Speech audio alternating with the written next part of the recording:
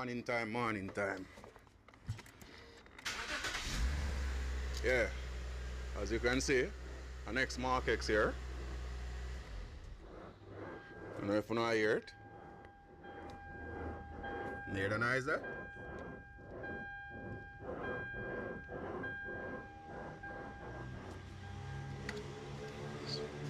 So, come let me show you what I work with now.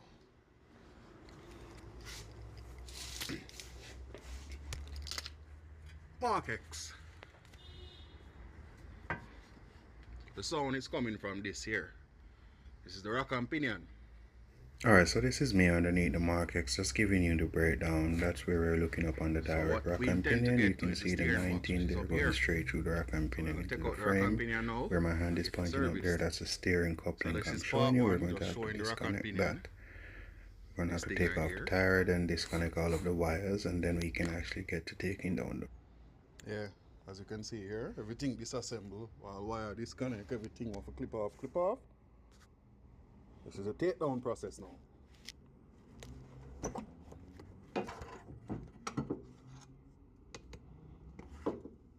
If I use my foot and catch it away, cause you know it go. Alright, so this is a better view of the rack and pinion now. You can see me easing it up, that's how it bolts in. That is actually the steering coupling area, that's where the steering coupling bolts up on the rack and pinion. There you go, full rack and pinion. As you can see, tear down the big bag X and take out the rack and pinion.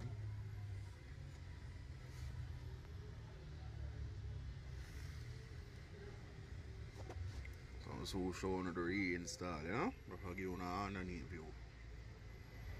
So up here so the rack and pinion bolt up. 219, you know? That's all holding your rack and pinion. Then you know the tire are there, you know?